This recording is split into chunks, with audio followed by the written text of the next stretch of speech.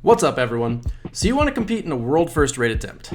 You're going to need to be as ready as possible, which this time around means doing Gambit bounties, Clan bounties, Black Armory bounties, and Dreaming City bounties. You'll also want pre-completed quests like Invitations of the Nine, exotic quests, etc. I'm not going to go over exactly what needs to be done in this video. Check the links in the description if that's what you're looking for. Those resources will tell you much more clearly than I could in a video format what you'll need to do. But let's be perfectly honest here. If you're watching this, you probably are going one of two ways. Either you're a player so committed to a world first attempt that you're scrubbing every resource you can to get any slight edge, or you're casually trying to get the most value for effort that isn't too far out of your normal gameplay. If you fall into the first camp, hopefully I'm not telling you anything you don't already know, because there's 6 days left. If you fall into the second camp, again, links in the description, but also be assured that Bungie has done a reasonable job of keeping us from getting crazy over-leveled this time around. So how did they do that? Contest. It's a new raid modifier built just for this kind of thing. Here's how it works. On day 1 in the new raid, Contest puts an upper limit on your power level. This only affects day 1, and it doesn't drain your power like the Nightfall card, so it's a measure put in place purely to ensure the integrity of the challenge for day 1 raiders. This modifier curbs leveling exploits, aka raid prep. It cripples the effectiveness of that preparation. No matter what level you are, you will not be higher than 700 in the first raid encounter, or 720 in the last raid encounter on day 1. In any case, I think getting 20 power levels is a pretty reasonable thing to do within 6 hours for any hardcore player.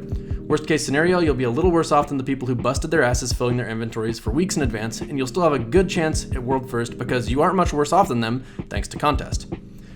The day 1 release combined with Contest is an interesting choice, and the more I think about it, the more it does make sense. I've seen people saying this online, and yes, they could have released the raid a few days later to boost the day 1 turnout in the raid race while still letting Contest to keep players from over-leveling, but this isn't the kind of activity that actually benefits from inclusivity. It's a race to overcome one of the most demanding challenges Destiny has to offer, and if it's like many previous raid races, it's probably not the kind of challenge many Destiny players even want to face in the first place. We've known the release date to ask off for weeks now. Most players who are serious about their world first attempts are going to be running as soon as they hear the starting gun on June 4th.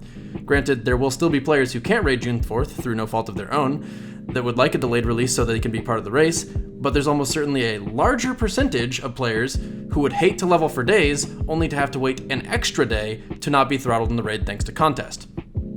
To be perfectly clear about my point here, Contest is only a good thing if you're trying to world first the raid. Anybody who is just playing for a completion and accomplishment could very well find it incredibly frustrating. For this reason, it makes a lot of sense to apply Contest on only the very first day of the expansion when the fewest players are able to overlevel for the raid. On the less convincing side of this argument against inclusivity, the raid world first is also a high point for those hyper-dedicated players. Those players want to have a race to climb the power level as high as they can, and by delaying the release a few days, that entire aspect of the race is just gone. Leveling for the raid has always been an essential part of the race, and since Contest is going to affect our levels and keep them lower, those hardcore players need a shorter time frame to not completely trivialize the leveling process. This build up to the raid release could be considered non-essential and thrown out to the wayside if delaying the release benefited people enough, but as I have already said, I think it's much more likely that it would frustrate people to have a day 4 raid release with Contest active, which would feel like a day 5 release to more than a few players. They wouldn't be able to compete on day 4. The bottom line is that I don't think Bungie wants Contest to affect anyone who doesn't want to be affected by it, and a day 1 release is the most optimal way to ensure that happens. Also, let's not forget that the whole day 1 release with Contest thing is an experiment, so worst case scenario, if we all hate it, it won't happen again. But it does sound good on paper to me. Anyhow, something that's interesting about Contest is that it is a clear indication that Bungie has decided that the problem of raid preparation is indeed a problem worth solving.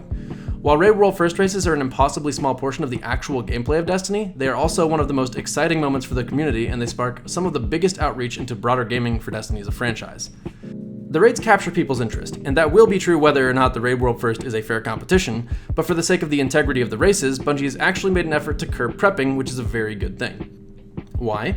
Because nobody really likes prepping. It isn't fun to do a ton of Gambit bounties and not get your rewards from them. It isn't fun to complete 90% of a quest and then stop. It isn't fun to hoard ethereal keys in your postmaster. All these things delay gratification for the sake of a competitive edge, but nobody wins because the people with the edge didn't have fun getting it, and the people without the edge are salty that they had an unfair advantage.